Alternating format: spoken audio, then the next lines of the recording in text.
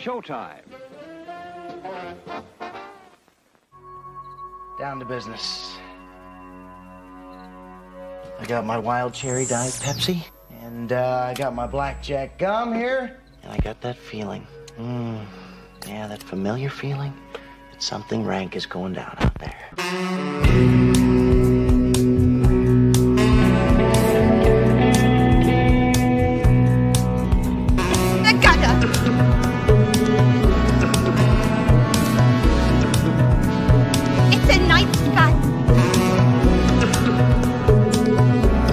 Gutter? The gutter. It's a night spot.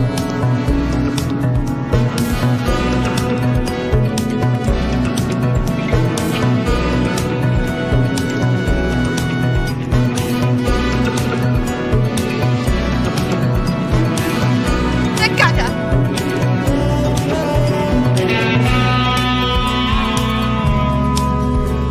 Gutter? The gutter.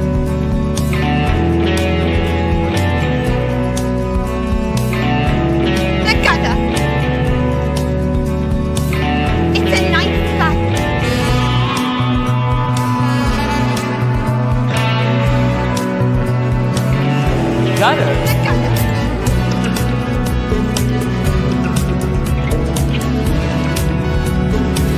It's a night spot.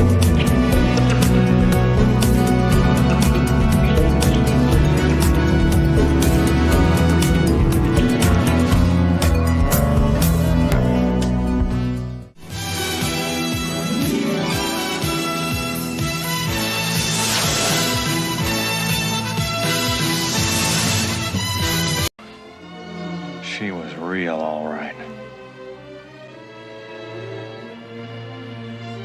What are you doing? Adjusting your breasts. You fainted and they shifted all out of whack.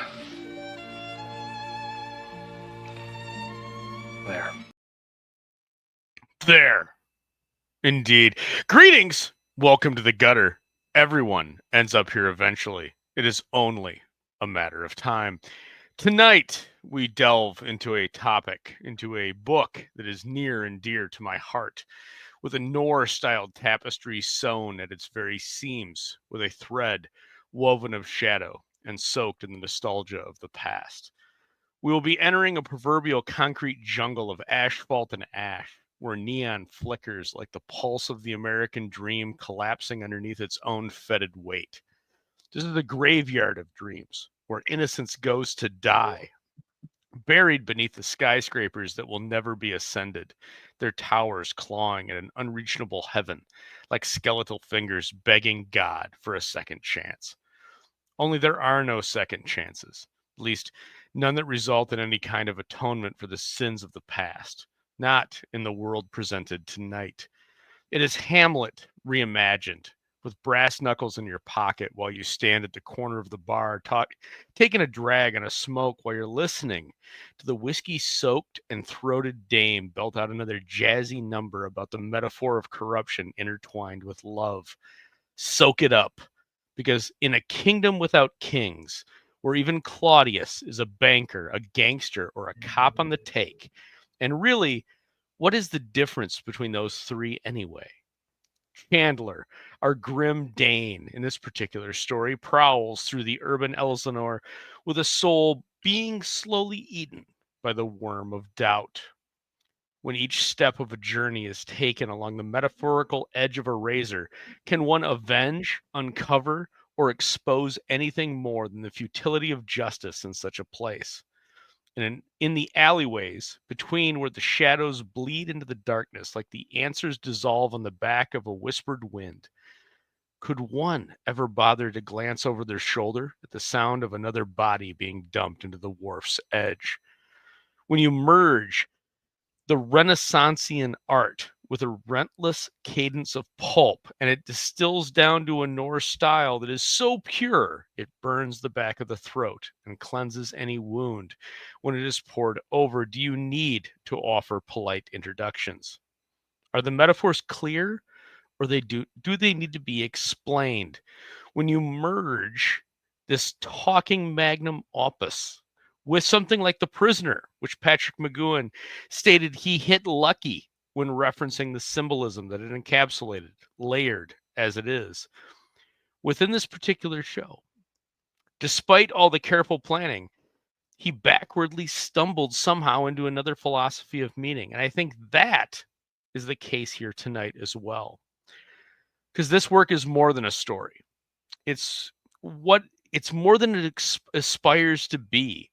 It's more than it actually is. And most importantly, it is more than its creator ever intended it to become.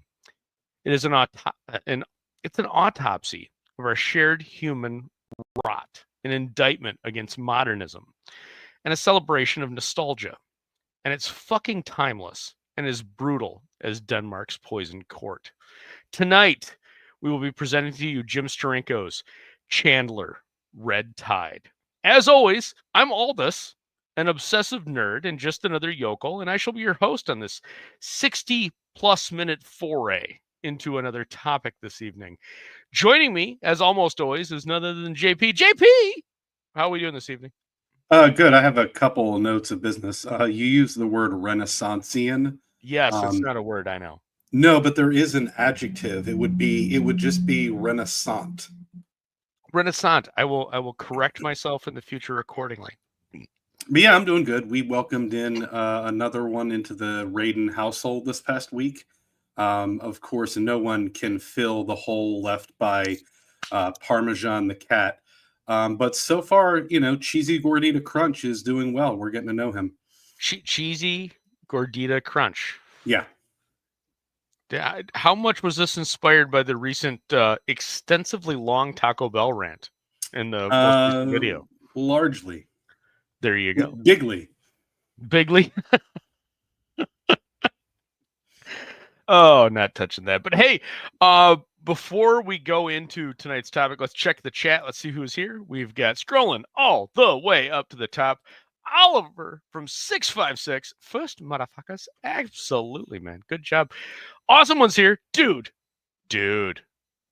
Citizen Ronan, testify. Quiet Red Media, second. I'm okay with second. At least I'm not the next guy. Ooh. I think it's getting dark. This weekend might get dark. Everybody buckle up for Sunday. I have a feeling Sunday evening might be a little rough on the feed. Henry Bemis says, yet another thing I didn't know existing. You guys are starting to piss me off. Yes, we will get into the history on this one. It's going to be fun. Motherfuckers up here in the gutter chat. Says our executive producer, Arrogant Ape. At least a man knows where he stands in the gutter, usually in urine. So wear your rubber soles. Ain't that the truth, man? Ain't that the truth? Kayla's here. Man, I missed it here in the gutter. Who doesn't? Who doesn't miss the gutter? It's your one weekly foray into the slums, so to speak. The down under. Oh, I think that might be a trademark infringement. It probably is, but I think Dark Gift will be okay with it. Scrolling down, we've got a bunch of other people saying hi to each other. Fetid is an underappreciated word. I agree. When I write my monologues, I try to always pull out some fun ones.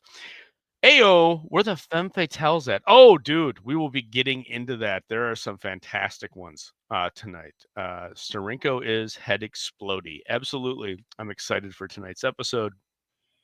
Chemo Sabi is here. I'm learning. Great to see Chemo, man.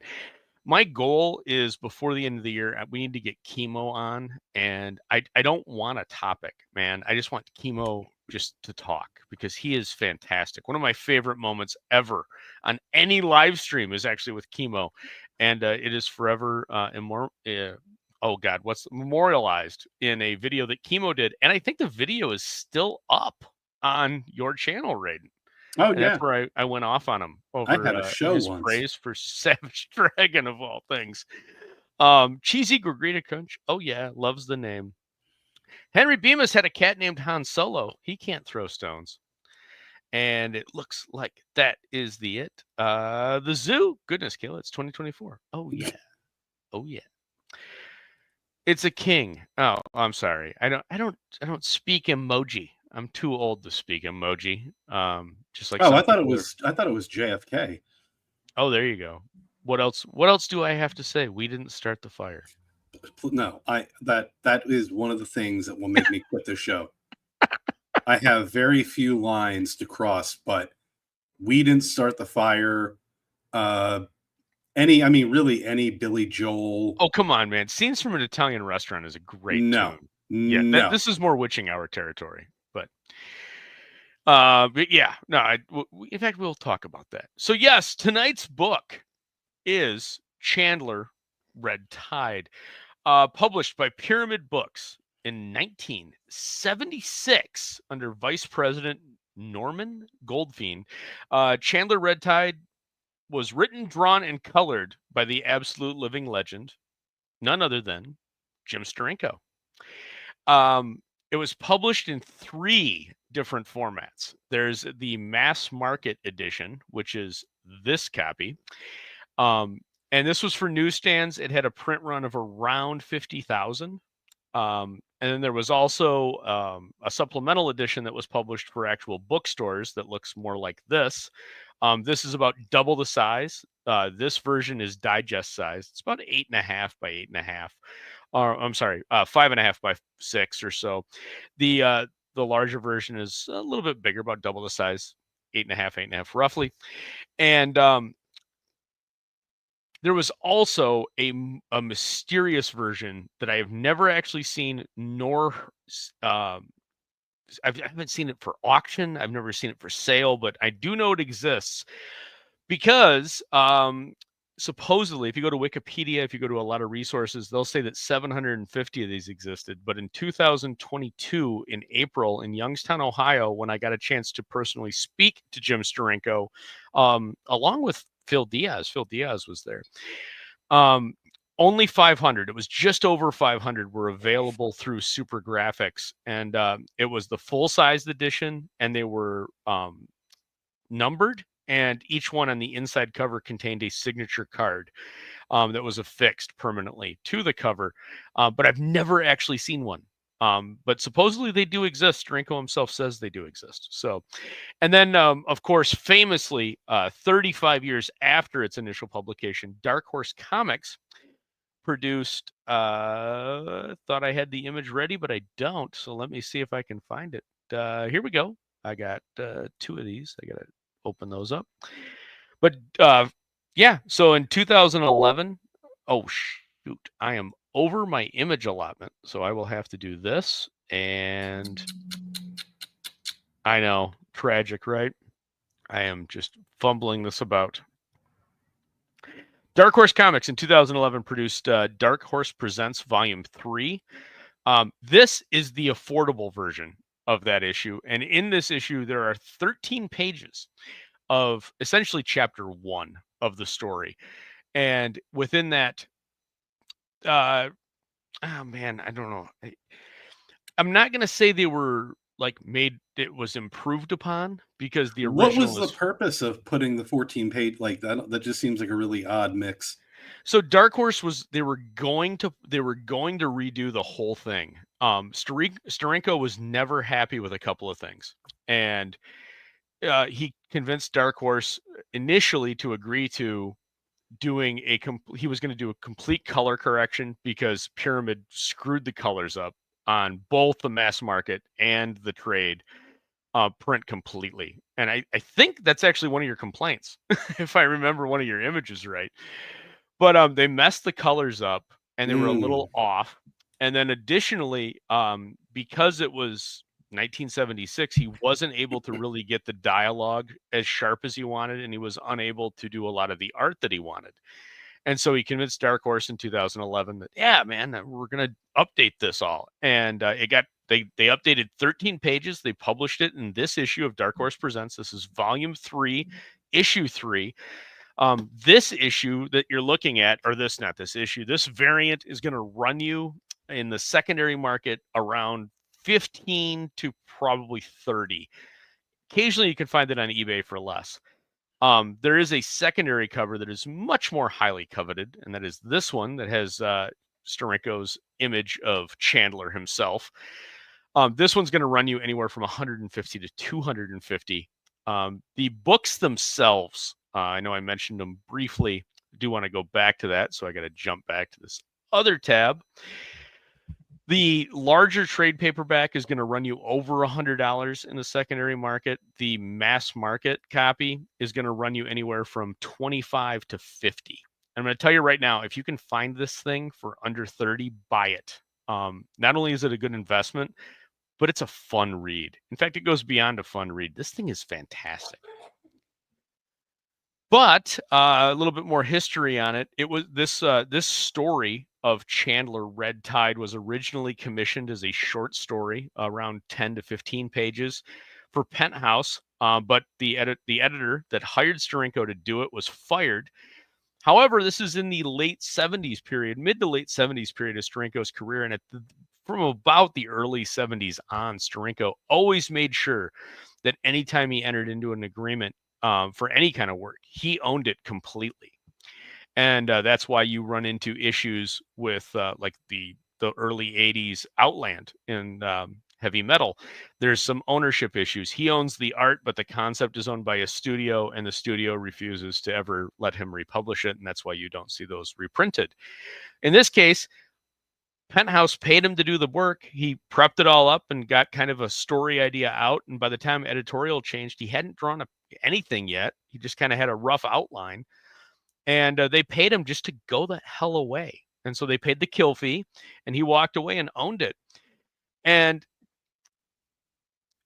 Fiction Illustrated, which was originally one of the editors was Byron Priest. Byron Priest, if you're a longtime Gutter listener, you're going to be familiar with that name, because that's the guy that worked with Howard Chaykin on the adaptation of The Stars, My Destination. This is similar to that in the style, but a little bit different, because originally issue 3 of Fiction Illustrated, which is this particular issue, was not intended to be Chandler Red Tide. It was originally intended to be a Ralph Reese Sherlock Holmes story, which was eventually published as Fiction Illustrated number 4, which is this book. However, Reese was way behind on his deadlines. He was already a year into working it. Priest realized that he wasn't going to be able to hit his deadline to get it in and get it published on time. And in a 1978 interview, Steranko is quoted as saying the following: "There are 2 men you never ask to fill in late on a deadline, Neil Adams and myself, because we're both overcommitted. Byron's a good friend, and I tried to do what I could for him. So I said I would do this book. It was produced in 2.5 months, where it should have taken at least 6 months to do. It was my first visual novel, and it was a major project."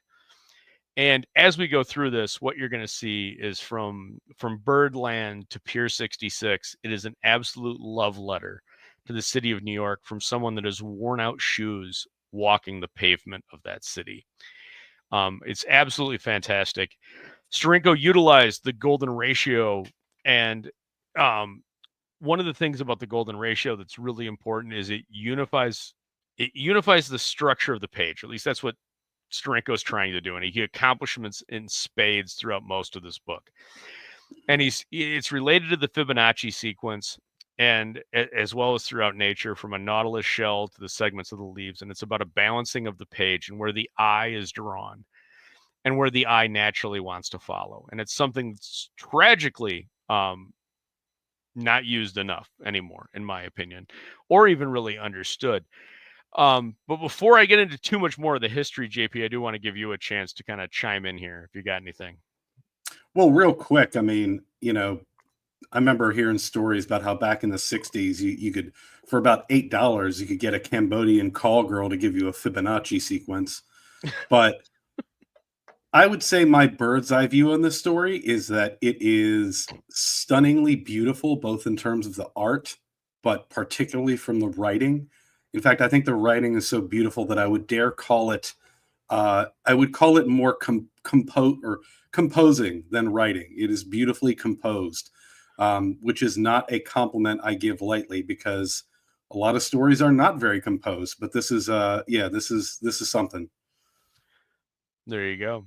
And if we could scroll up a little bit, we've got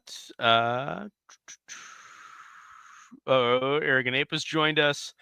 Arrogant Ape says, I remember that video. Kimo looked like a human Mufasa, and the more Aldous talked him down, the more he looked like Mufasa right before Scar threw him off the cliff. Oh man, I feel bad about that now. Almost. Slightly. I wish I could rock a turtleneck like Steranko. Dude, I he love a good turtleneck. He is a man unlike anything else. That is for sure. I've met him. I've spoken with him 3 times. I've met the man 3 times. He is just a tour de force. It's amazing just the stories that roll out of him. Belmont Press has joined us. Great to see Belmont Press. And scrolling down, we got. Wait, 250? Yes. I have seen with thine own eyes this cover of Dark Horse Presents Go for $250. Ungraded. It's amazing. But yeah, it is that collectible. I do not own a copy. There are very few things that we cover here on the Gutter that I can't say I own a copy of, and that is sadly one of them. But scrolling down, we've got if Steranko was younger, he would have swept me off my feet, high heels and all. I think he could probably do it now, Kayla. It's amazing the tail that man pulls. So, oh wow! I just pulled up eBay. There are Chandler red tide T-shirts. Yes, yeah. I was not expecting that. It's a pretty popular book for as little as it's read, and we'll get into that. He held my hand and told me story. That is such a Steranko thing. Yeah. But let's see where are we at. In my notes here.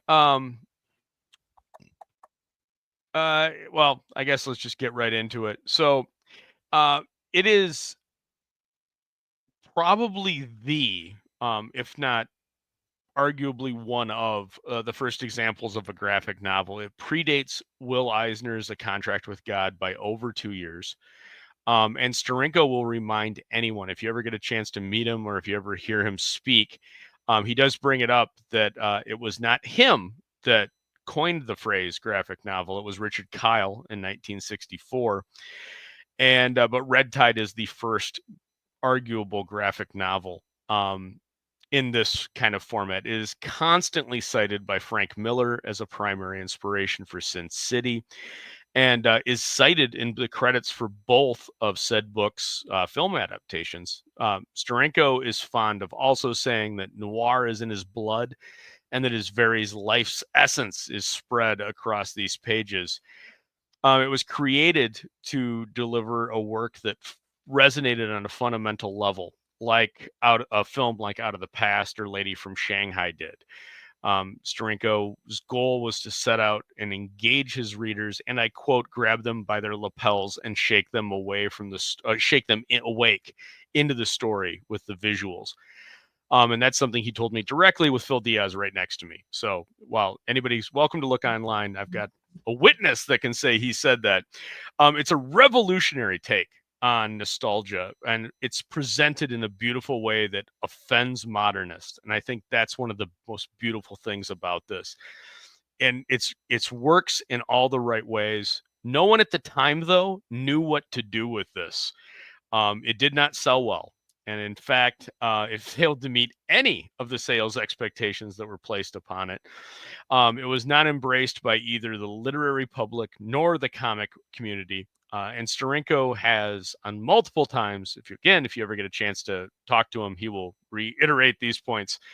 He blames it on Pyramid's distribution and promotion of it, as all they did was a single mass mailing of a flyer to promote it to booksellers. Rumors that said flyer actually included art, I've never been able to confirm. Steranko himself was not able to confirm them. But there's rumors of collectors out there that own these flyers that Pyramid produced. I've never seen one. With all that being laid out, and before JP and I go forth into a discussion on the book, I would like to offer you this, and this is from 1978, Jim Steranko himself talking about the book. Remember when George Raft did that little coin flip in Scarface? Chandler uses the film symbolism that we've come to know in the old Warner Brothers films like The Big Sleep and The Maltese Falcon, with guys like Edward G. Robinson and Cagney, of course, and Humphrey Bogart. These men themselves have become symbols of that kind of tough guy, hard-bitten, private eye image. And that's what we're doing in Chandler. For example, automobiles, for instance, were a very common symbol in those Warner Brothers films. You'll find that there's a reoccurring image of black limousines, massive, expensive black cars like Black Mariahs are speeding along with Tommy gun muzzles sticking out of their windows, spraying death over gangland streets. We have a car sequence in Chandler, too. The telephone became a symbol for violence and fear in 40s films, and in Chandler we use a great many telephone shots. We knew that by seeing enough of those movies that whenever the telephone rang, it meant there would be intimidation, coercion, threats, some kind of violence, perhaps even death. Believe it or not, even something as obvious and apparent as Venetian blinds have become part of the imagery of B films. Directors probably felt that because budgets were so low, they repeatedly used the imagery of Venetian blinds over and over again because they threw interesting patterns and shadows, some of them very menacing, on their characters, on the various sets, and it became part of the atmosphere of what has come to be known as film noir. Noir. That is a young Steranko, man. He's younger than 40 in that. It's amazing. Like, just, and he still talks like that. If you're wondering if his cadence has changed at all, it has not. So we're gonna start going through some pages here, and JP, I really want you to. One of the things I think we've really failed on here lately, especially, is to get some of your input here on the actual story as a. Wait, you want me to talk more? I want you to talk more. Okay. So going into it, we get a really nice opening page here, and it's going to give you a hint of what's coming. And this is that golden ratio. Again, we've got 2/3 of the page that's covered with images, just snippets, and we get this nice little intro. We get a nice little letter, and then we get boom. It's just in your face. Great typesetting for this styled page. Great turn, and that's something you'll see a lot in Steranko's work. Post late 70s is this nice little angled turn. Very pop, very modern. Yep. And he was a graphic artist for a reason. He was an ad guy. He was an ad artist before he ever became a comic artist, and brought that sense of upfront in your faceness right to the comics right off the bat. But this is a little bit more subdued, and it's not quite as in your face, but the photorealistic art, and this is what you're going to be prepared for. We start off on Monday at 3:21 a.m. And again, you get 2/3 of the page as that image, and then the text block associated with it. And that's going to continue throughout the rest of the book. This is not a traditional comic book in the sense of you get panel layouts with dialogue balloons. It's prose and art merged together in a way that gives you a sense of flow, and the flow is important. And JP, I'm going to hand it over to you as I just kind of burn through some of these pages. Yeah. I mean, so a couple things. First off, I'm a total word whore, so this kind of format is right up my street. But like any good noir story, it opens with a detective telling somebody that they are not going to take the case. But one of the things that I think is really important here is, and what I think makes it really good noir, to me, bad noir is when only the main character has that kind of wisecracking, kind of sardonic wit about them, and none of the other characters do.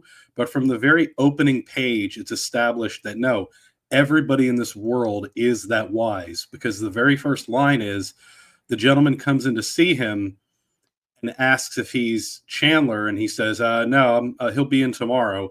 And then the guy immediately picks up on it and just fires right back with, well, it is tomorrow, meaning he's not buying his BS whatsoever.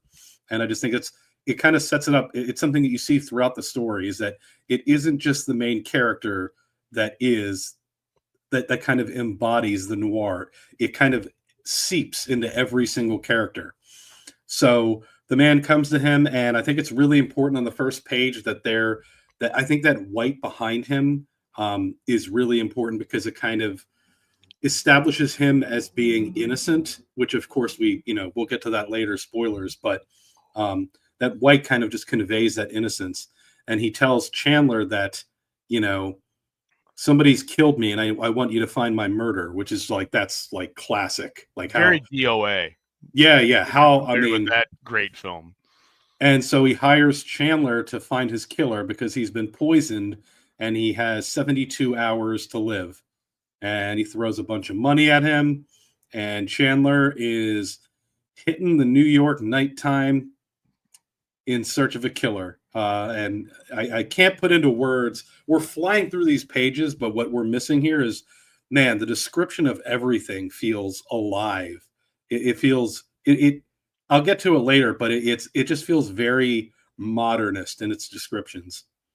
And I think that's a great way to put it, because I think the whole style, the whole creative endeavor of what's being done here, and it's such an incredible risk. And again, this is a 120 plus page book that was done in 2.5 months.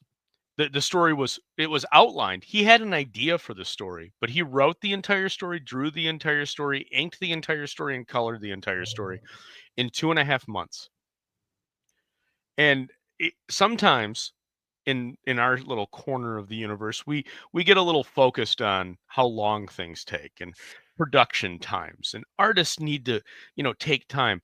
Sometimes you need to rush an artist, because when you have a deadline, you need to get it done, and magic can sometimes happen.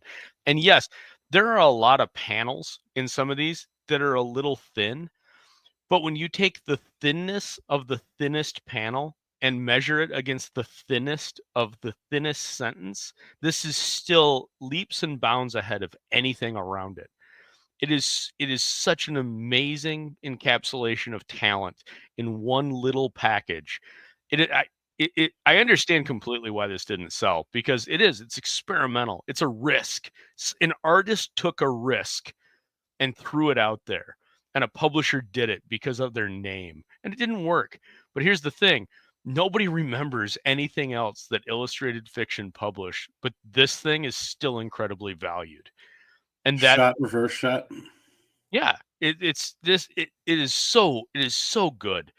The art alone is worth owning this. And this was one of the first pages that you wanted to talk about, JP, with this panel in particular. Yeah, I mean, I love the way in the background what you're seeing is the outline of buildings against the sky, but with the colors, it looks like it could also be a skyscraper hanging upside down.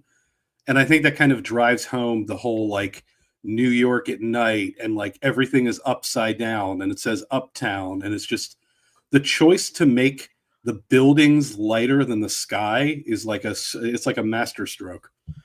And this is that classic. He's establishing the tone. We're still in the first chapter. He's establishing tone. He's getting you used to it.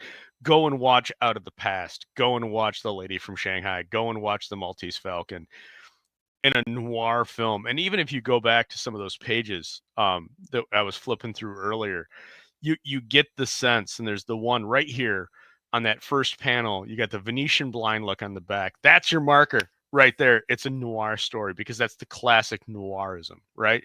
Budgets are low. We're going to use lighting and shadow, and we're going to bathe the entire scene in shadow other than where we want you to focus, because we don't have the money. That's where it comes from, is the money. We don't have the money to build elaborate sets. So we're going to bathe everything we don't want you to see in shadow, and we're just going to focus the light on what we want you to see. And so you get these great dichotomies of the ladder, of the lattice behind him, of the Venetian blinds on his back. And it's metaphorical for the journey he's about to take, where he's about to climb, where he's about to fall. And yes, that is some of that bullshit where you're cross-interpreting. But this is well after it's already all been overanalyzed. This is 1976. It's already all in the documentation. Steranko knows it all. And he's using that over analytical sense to give it more depth of meaning. And that's the beauty of it. It's just somebody that understands multiple genres and is merging them into one thing that's never been done before. This has never been done. And he's doing it, he's executing it on a level that's beyond what even the mass market understands. But again, the legacy of this is that the market has understood the value of it, and it's become a collectible, not just because Steranko did it, but because it's something special. And so as we move through, JP, going past that point that you had just cited with the city, we get into Monday at 10:12. And I think this is another important aspect of this. This is something you don't see that often. Usually your chapter breaks and how you break up the story are going to be based off of days, especially in a noir story. It's going to be days, but he's not doing that. He's breaking it up by hours. He's telling you timestamps. Do you think that's a risk at all? I mean, I think it reinforces the chaotic nature of time in the story. I mean, the guy told him how many hours he has to live. And if he did that, if he took it day by day, well, his Monday is ending really late. And so we can't pick it up on Tuesday. And on top of that, the nature of the story requires him to be out at all hours of the night. So I think it's reinforcing both how the clock is ticking on the client, but also the absolutely chaotic nature of this, crazy investigation. What were your thoughts on? I know you mentioned briefly just some of the phrasing, the word construction, the utilization of words in the sentence construction. What was it about it that engaged you? So there were a couple that come to mind, and I had called it modernist. And the reason why I call it modernist is because typically speaking, when you're using simile and metaphor in modernity, you're not so much trying to compare something by drawing it closer to what it precisely is. You're trying to compare it to some almost absurd, obtuse version of it. So the one that comes to mind is when it's like the first time he gets beat up, because he gets beat up a lot. And he says that the guy has hands like jukeboxes. No, it was like fists like jukeboxes. That's a very modern comparison because fists are nothing like jukeboxes. But at the same time, you're conveying some ridiculous idea of just how strong and ham-fisted a guy is. Right. And Kayla says, this is so gorgeous. We're on, this is page 40. But yeah, it is. It is something else entirely. Citizen Ronan says, I've been in crappy parts of New York City at night. Seedy shadows everywhere. The shadows, if you've never been to New York, if you've never walked the streets of Manhattan after midnight, there's two things that my Midwestern brain clicked on. Number one, you get this eerie sense where you can't sense where the sky starts and the skyline ends. And that becomes a little, you start feeling very, very, you start feeling very small.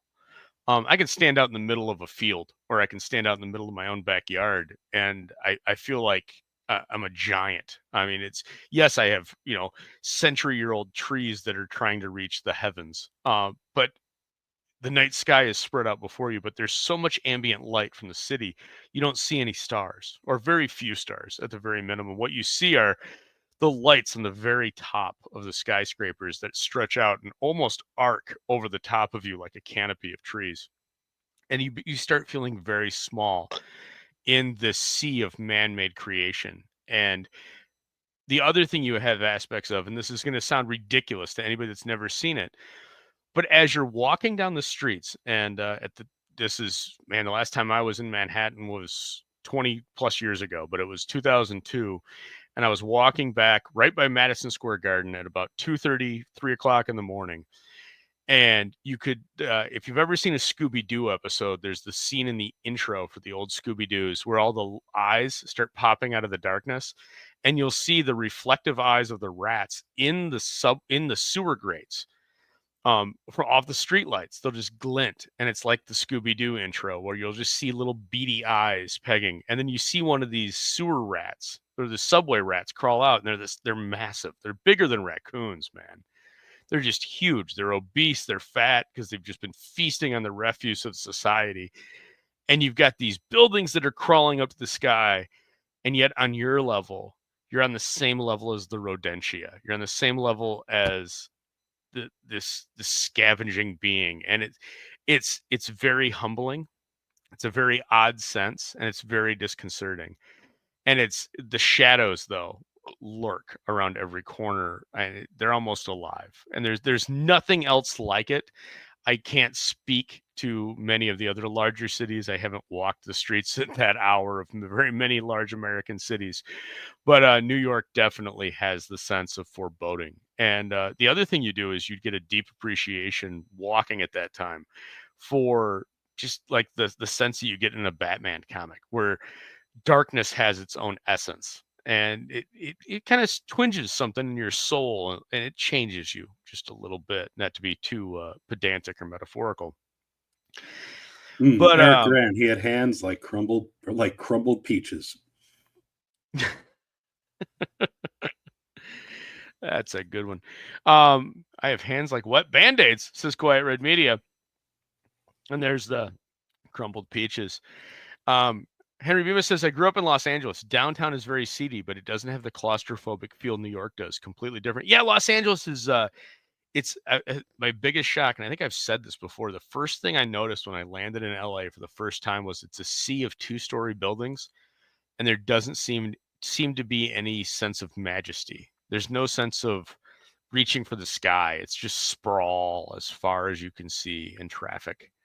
I was only in LA once, and it was only for a layover. But I saw a guy in the airport, and I thought it was Milo Yiannopoulos, but I think that's just what people in LA look like.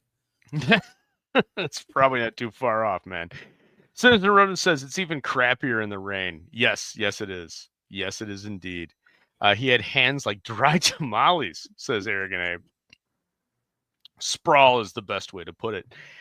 But yeah, this book is absolutely elegant in its stylings. And yes, there are times, like in this page, where you can tell that face on panel 1 is it's a little rushed. You don't have the background, but it doesn't matter because you're so invested in the story at this point. And yeah, but I mean, also it's a woman, so who cares? There you go. But then you get stuff like this, and this is something that Steranko does very frequently throughout all of Red Tide, and that's he's bridging panels, and you've got 2 panels. The text, and the best way I can describe this without actually going through and reading this text, is the text beneath each panel is associated with what's occurring in that panel. It's brilliantly done on the structure and the layout. And he doesn't get nearly enough credit in a lot of the reviews for that, is that everything is ordered and according to how it's going. And you'll see this again throughout a lot of these pages where we're splitting the image, but we have an understanding of pacing and we have an understanding of time. And it is almost like a film. And I know that's one of the quote unquote sins to talk about films when you're talking about comics, because like, oh, well, you're trying to write a screenplay. No, not here. Here it's about understanding what works and how the imagery is associated. The single image is associated with the prose beneath it or above it, as is in the case of this particular page. And we're setting things up and then we deliver. And again, we get some nice moments here. We're going to go through those last 2. And then as I switch over, JP, if you'd like to continue discussing some of what you saw here on these pages. Well, so the story eventually takes the investigation to, hang on, I skipped over a lot. He's investigating some mob murders about a gambling boat, and he finds out that the woman who owns the ship is a woman he dated many years ago.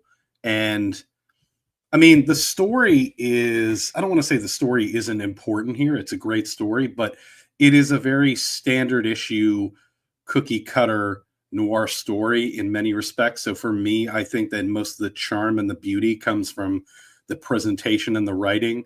And I feel like I'm saying that because of how things are kind of, I don't want to say convoluted because it's not convoluted, but everything kind of comes together a little bit conveniently. I won't say too conveniently, in that it happens to be the woman that he dated many years ago that owns the boat that's the center of the investigation. But yeah, I think we're coming up on one of the other pages I sent you. Yep, right here. Okay. And you know what? I don't really want to, I had something in here, but you had already explained it with the colors not being right. But I just wanted to highlight. Oh, no, I know why I had this one.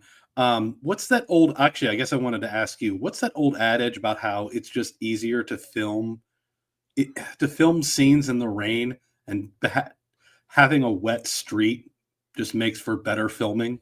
Absolutely. No, it's good. Light works better on wet pavement for whatever reason.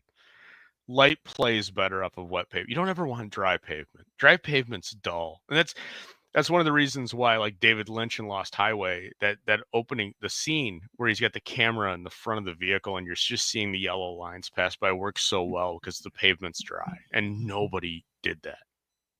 You don't see dry pavement. You don't focus on dry pavement because there's nothing unique about dry pavement unless it's the lines just passing by. Then it becomes something interesting. But for a static shot or for a motion shot, if you're doing something, especially if you're filming in black and white, you always want wet pavement because then you get the reflection, and that reflection keys into a lot. It gives it depth, it gives it meaning, it gives it essence and emotion. Plus, this is a great reminder for those of you in the chat who, you might be out of Squib dental cream.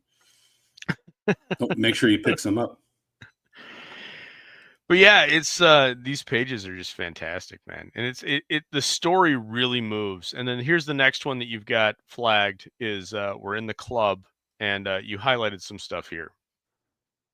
Okay, so I wanted to highlight this to show an example of really smart writing.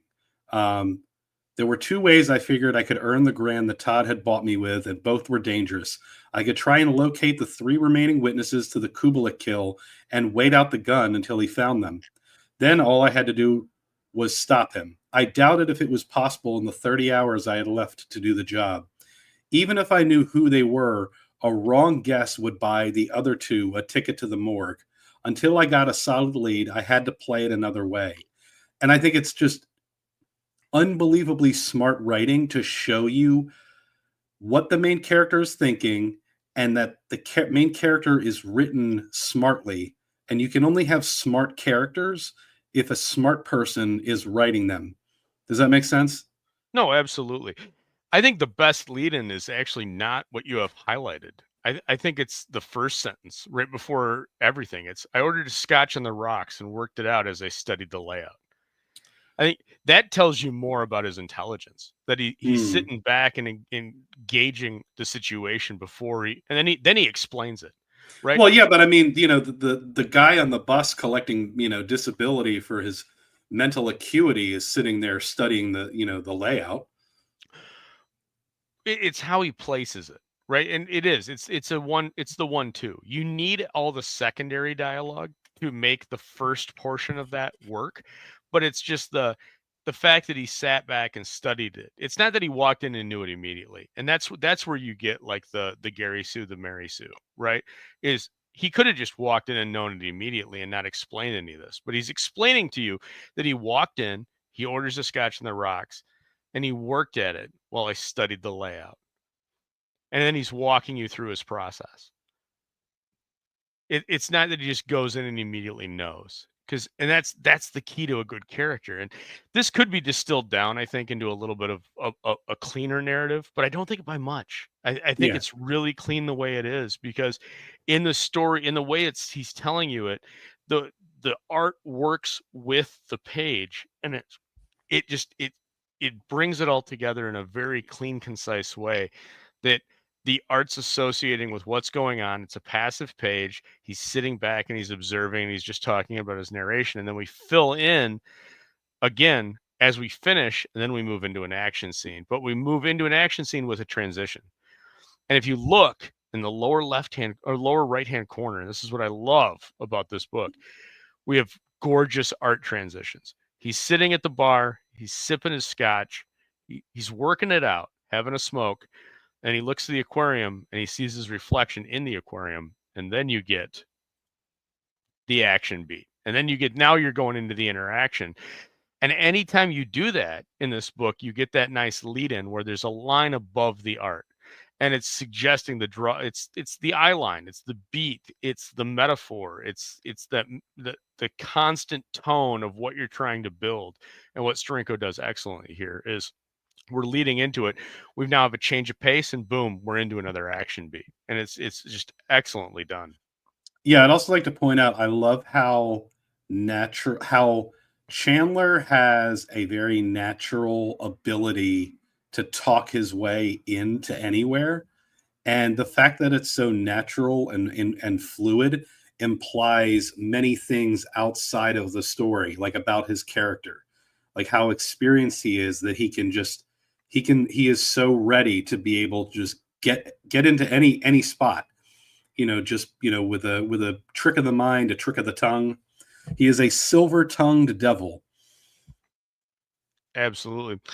Arrogant Bubbles Ape says a good example of a smart person written by a dumb people almost every time is Thrawn. Yes, that is sadly true. And then John's Longbox says Mary Sue is debuting in Heroic Tales 2. Looking forward to that, John. Oh, but while I was just complimenting Chandler, I can't remember the last time any detective has had the drop gotten on them more frequently than him. Like, he doesn't see anything coming. I think that's one of the things I like the most about this, because it's so out of trope. He's not your classic where everything goes his way. In fact, if anything, everything goes wrong. Yeah. Like it's not his fault. Like, he's got a good read on the situation. He just gets jumped. And I think that makes him even more human. I think I got jumped for the fourth time in 12 hours. Right. It grounds him. Like, he's rushing through this because he's on a clock. And he's like, okay, I've got to do this, and I've got to do this, and I got to get over here, and oh shit, I just got jumped. And he works his way through it inherently just by the nature of things. But it does work with the concept of the character and the concept of the story. And I think it's a win overall. Yeah. Oh no, like I'm not knocking, the story at all. I think that I'm trying to find my words, but essentially what I'm saying is I said that it is very much a standard issue story, but that's kind of what you want when you're playing in a genre. Like, it's the opposite of subversion, which is what you and I both agree we've had about enough of it, 20 years ago. But when the presentation is done smartly and artfully, you can make any trope, come alive with presentation. No, absolutely. And I do want to comment a little bit on the art here. Like, it takes a lot of talent to make those panels on this page work the way they do. This is an understanding of how to use black. This is an understanding of how to use white. This is an understanding of how to use color. And again, Steranko wrote, drew, penciled, inked, and colored this thing in 2.5 months. 2.5 months. Like, it is his longest work published ever. It is absolutely amazing. And if you talk to him about it, he beams with pride over this. And in the same moment that he's beaming, he kind of shyly will state that, like, man, there's so many things I want to go back and fix. It's absolutely amazing what he was able to accomplish. But like that glass, a hand holding a cigarette, holding the glass, and it works. It's got depth, it's got fluidity, it's got substance, it's got style, and the lines in the coat being warped by the glass. And oh my God, it's absolutely perfect. And that's throughout this entire book. I'm just stopping on this one page because, my God, man. And again, we get again that understanding of the Venetian blinds, and that adds the impetus, that adds the emotion, that adds the feeling. And now we're on Wednesday at 4:45, and the pigeons, man. Like, how do you not include pigeons? Again, it's the understanding. This is a man that's walked these streets. He knows these streets. There's an essence to it. It's got a lived-in sense. It's not empty. It's full of life, and every panel is that way. Are you suggesting that I need to add pigeons to Noir-Vember 2? Yes, there needs to be more pigeons. Okay. That was exactly where I was going. And as we go through, I mean, this is another favorite. Who doesn't love the femme fatale that's bathed in shadow under her pseudo reveal? Because you don't see the face, and then we work our way up to it, right? We build up to it, and then we get les sexy time.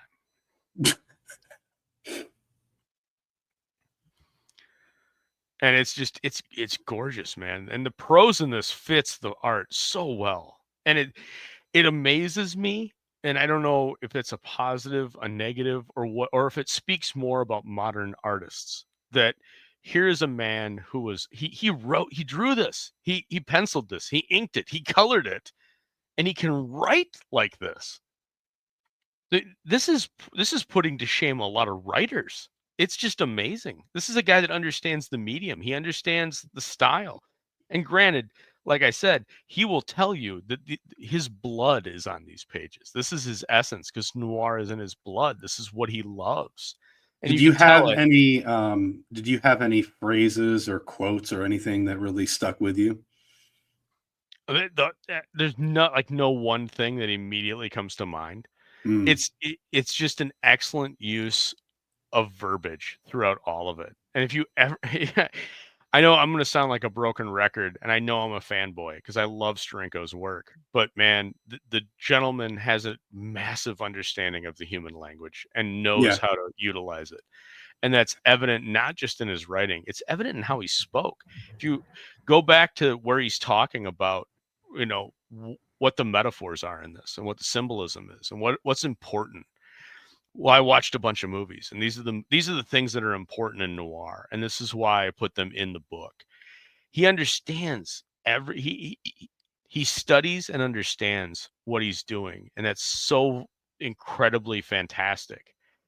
And it shocks me that we're 50 years after this, and I'd be hard pressed to find 3 things that are as experimental, that are as successful, that are as brave as this. You don't see artists doing this. You don't see anybody doing this.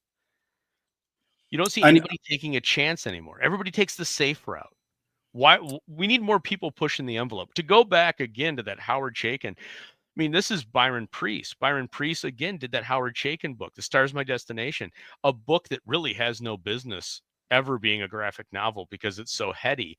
Yet he got with Howard Chaykin, and Howard Chaykin, he knocks that fucker out of the park just as hard as Steranko does here with Chandler Red Tide. The difference, of course, is that's just Chaykin illustrating for a book that's already been written by Alfred Bester. That's a fantastic book. Alfred Bester's a wonderful author. He understands the written word. He can craft a good story. But this isn't that. This is a guy that's doing it all. He's written the story. Again, it's based off that little outline that Penthouse paid for before their editorial changed and Steranko walked away, because I always own what I work on. He learned his lesson from Marvel. He learned his lesson from Stan Lee. And what do we get? We get this. And I know we're nowhere near it yet, but the very last page, made my jaw drop. It's a killer, man. It's a home run. And we're building up to it. But again, it's understanding a color. Look at this page. Look at this panel too. The door's open. Do you do a shot from the door? No. You don't show the door frame. We're going to spend a fourth of that panel with the door. And then we're going to show you the light, the red light coming in from outside, bathed across the characters who are basked in shadow. These are brave choices, man. This is somebody that understands what he's doing. He understands storytelling. He understands how it fits. Awesome one says, yo, Phil, my friends are on another stream are praising arcades. There you go. And Phil's here. Phil Diaz has joined us. Hey, Ronan Eric Grant, says Phil. Good to see you, Phil. Thanks for joining us. And Citizen Ronan, I really like this a lot. It's a mixture of comics and an illustrated book. I'm going to have to find a decent copy of this. you're going to have to spend some money. Sadly, Citizen Ronin, this is going to be, it's going to cost you just a little bit. Like I said, I would, if you can, make sure you find the oversized copy. The digest version is great. I got my oversized copy signed. Actually, the last time I hung out with Phil in Kalamazoo, Michigan, at a Steranko dinner was when I got my oversized copy signed. Thanks for Phil's girlfriend who was there at the time. And Phil didn't bring anything to sign. So I got his girlfriend to get my copy signed for me. And I really appreciated that because I got my Orion portfolio signed, which was fantastic because one of the greatest moments ever with hanging with Steranko. I handed it to him. He's like, wow, I haven't seen one of these in quite a while. Do you mind if I pull it out? And we start looking at it. And he pulled it out of the bag and started flipping through it. It's like, man, that's how cool is that? I got the guy that drew it that's excited to look at his art that he hasn't seen or even thought about in quite a while. But we're moving into Wednesday at 11:44. And again, we get some just fantastic beats. And we're closing out the story here, JP. And you want to kind of build this up to where we're leading into? Yeah, so effectively what's going on here is Chandler is trying to track down the witnesses to a murder, and the closer he gets to finding them, they all just keep dying. So he gets close to one, they die. Close to one, they die.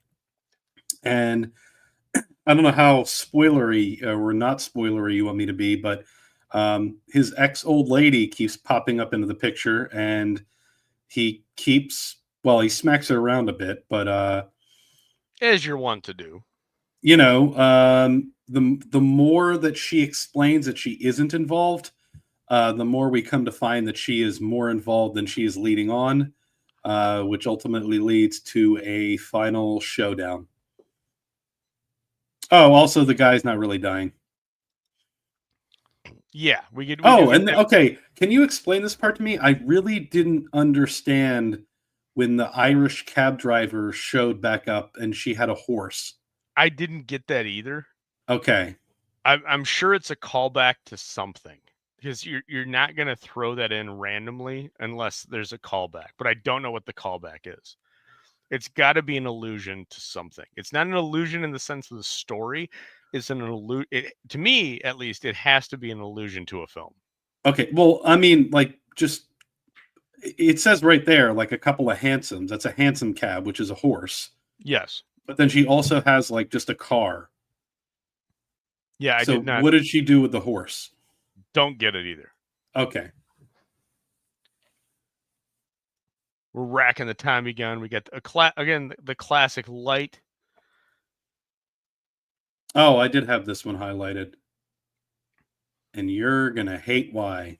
All right. Well, here we go. We get a nice little fight sequence. And this is, again, man, I feel like a broken record sometimes on this show because I say the same things. But what do we get? We get the gun to the head. We get a fight sequence. And then what do? Again, first thing, invert the camera. Why? Because when you invert the camera, it gives you a sense of motion. And so we have that sense of motion between these pages. We've inverted it. We've got the motion. We've got the resultant. And then you had a comment.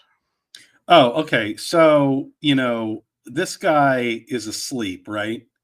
And in the first panel, he says, I found him a few minutes later, sleeping face down in a bed big enough to hold two, especially if one happened to be as big as a gorilla. The gorilla wasn't there. And then a very large shirtless man shows up. And he even says his satin pajamas would have made Mae West envious. So I'm pretty sure he just interrupted a gay couple. Because he even points out that there's room in bed for another person and calls the other person a gorilla. And then a large muscle-bound man shows up without a shirt on. What's the famous noir film where he says, it's the two guys, they're sharing a room. And he says, I've had my fill of salami. I think it's Alan Ladd, but I can't remember. But everybody, if you watch Turner Classic Movies, that's, the implication obviously is they're gay. But of course, everything is the implication that they're gay now. Samwise is gay because he loves Frodo because, you can't just have a male friend that you're, any kind of brotherhood with. It's not your brother. Yeah, I mean, just wait until the Gutter fanfic comes out. Oh, God. Can you imagine? I loved this page, man. This is just fantastic. I didn't know what the hell had happened, but I mean, it made sense once I read it. But like, regardless, that's an incredible black and white. Well, and I think again the starkness of it works because he hasn't used it. This is how do you imply an explosion between two panels without it being, super, you know what I mean, like something cartoony. Right, and it's done expertly because we haven't used the stark aspect of black and white up to this point, and we're going to use it right now. And then we go right back to the standard style. It's oh man, this is such a beautiful work, and it's so underappreciated. And Eric Grant says, "Don't worry, JP, I'm working on Gutter fanfic as we speak." Oh, hey, Mo's here. I'm disappointed. All this is you're becoming Allie. Okay, that's pretty harsh, but thank you, I guess. I know Ronan, a gorilla with a man. Horrid, says Bubbles. And my only issue with adding Liam to the mix would be an inevitable turn to weeb topics. Oh. Apparently we're gonna go weeb. Inevitable, almost immediate and everlasting. We would never go off the topic. Says Bubbles. And then whatever happened to this original art? Steranko owns most of it. Supposedly he has sold off a couple of pages, but he owns most of it. All just graphically. Thanks, Mo. Thanks. But yeah, so as we reach the crescendo of the story, we get to Thursday at 4:47 a.m. and I'm just going to rush through some of these here. Well, we're reaching the end of the story. Evidently, it's closing up shops. Chandler's reaching the end of the mystery.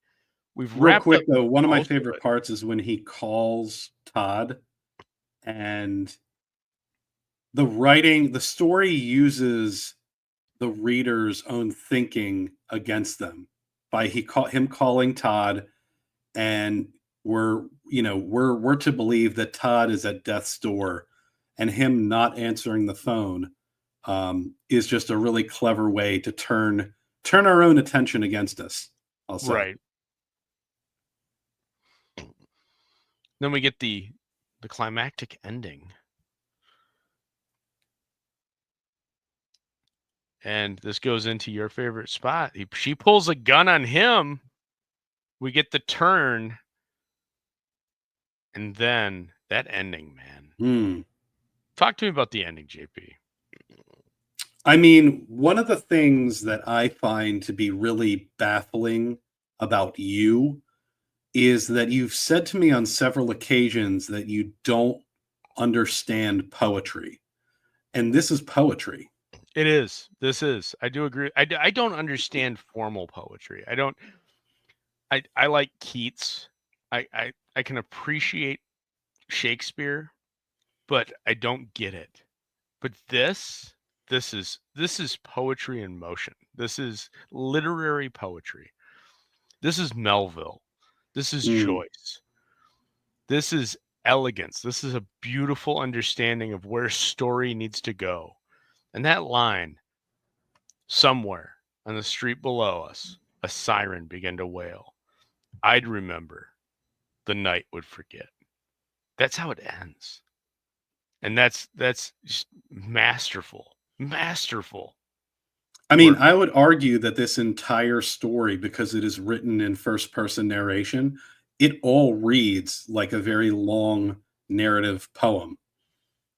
And I know that what I sent you probably won't hit the same, but what I sent you a poem, and it just reminded me a great deal of this. Right. And I think if you read the last line, that'll kind of... Emo says that's a hell of a final line. Bubbles says, I'd remember, the night would forget. Damn. No, man, it hits hard. It hits really hard. And it's one of those where it makes you think, because even then, like, if you look at this art, like, this is one of those moments where you get that final, and it says that. It says that, somewhere on the street below, a siren began to wail. You can hear the siren in your head after you've read it to this point. And then they drop that final line. And it's brutal because it's the brutality of life, and that's the brutality of the city. And again, you're small, you're nothing, you're nobody, and it's epic, man. It's somebody that understands. It's somebody that understands the essence of the story they're telling, and that is so incredibly rare in so much of the stuff that we looked at. We're 83 episodes in here. You've been around for what, the last 50 plus. And how often do we see something that has the power of this? How often do we see something that understands storytelling like this? This is rare, and it shouldn't be rare. And that's the sin. The sin is not that this is good. It's why is this so damn good, and why is not everything as good as this? And it shouldn't be this good. This is a guy that did this in 2.5 months. Drew it. He inked it. He colored it. He wrote it in 2.5 months. It shouldn't be this good. The work that came after this, that a guy spent a year on, is absolutely fantastic. It's a fun book. I highly recommend you check it out. But it's not this. This is hitting on an entirely different level. Like, this was written in 2.5 months. Written, drawn, colored by 2.5 months. This took over a year. You can find this. This isn't nearly as in demand as this. What's the legacy of Jim Steranko? The legacy of Jim Steranko is going to be books like this. It's going to be this. It's not going to be his work on Strange Tales. It's not going to be his work on Nick Fury, which is epic and fantastic. The guy's only got, what, less than 100 issues that he's ever drawn. But because of stuff like this is why he's going to be remembered. I mean, yeah, he's got, he was the concept artist on Indiana Jones. He was the concept artist on a whole bunch of films. And he's worked on tons of things. But this is the kind of stuff that he's going to be remembered for. It's just absolutely amazing. He's in the Gutter channel chat. I was confused at first, too. Yeah, we do simul stream across the Lord Crackhead comic channel and the Gutter channel. Go and subscribe to the Gutter channel. Vogan poetry is the worst poetry in the universe, according to the Hitchhiker's Guide in the Galaxy. Do you have any comments on that, JP? I don't know what Vogon poetry is, and I don't think I know what Hitchhiker's Guide to the Galaxy is. Oh my God, we need to remedy that. I now know what my Christmas. Oh, is it? The only thing I know is like, 42. Yeah, you got to make sure you have a towel, man. Henry Bemis says the legacy of Jim Steranko is rocking white turtleneck like a boss. Absolutely. And we are, this week is the anniversary of Henry Bemis's episode of Twilight Zone. So congratulations to that, Henry Bemis. He should say more cowbell. Bro literally has rose-colored glasses and he's making dark books. There you go. We're all lucky that according to the photo, Jim Steranko missed his calling as a pastor of the megachurch. Awesome one says, wow. But yeah, check it out, guys. That is going to do it for us tonight, I think, unless I guess I'll give you this final thoughts, JP, on Chandler. Forget it, Aldous. It's Gutter Town. It's Gutter Town. Oh, man, now you're stealing my favorite line. But yeah, if you're looking to get this, again, Chandler, Red Tide by Jim Steranko, illustrated fiction or fiction illustrated, number 3. It's going to run you for the mass market paperback around 30 to 50. For the larger size book, you're going to look at about 100. It's worth it. You'll be hard pressed to find anything that's better, and it's something magical. I will be dropping the link to the chat if you want to join us in the back room and chat about next to anything related to anything that's going on. Otherwise, I think that's going to do it for us. And before I send us to the outro, I'll give JP the last word. Make sure if you are making mashed potatoes this week to bake your potatoes before you mash them up. There you go. From the gutter to you. Have a good night. This is blood for blood and by the gallons. This is the old days and the bad days, the all or nothing days. They're back. There's no choices left.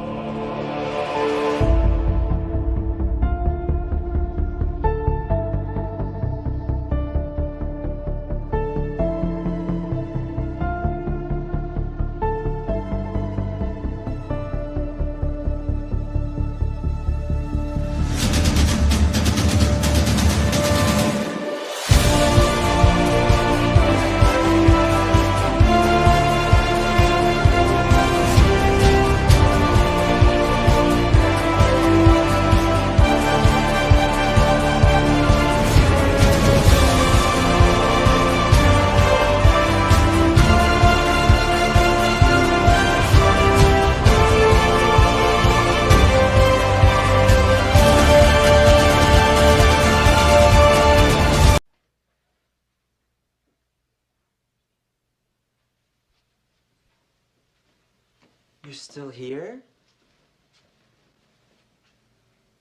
It's over. Go home.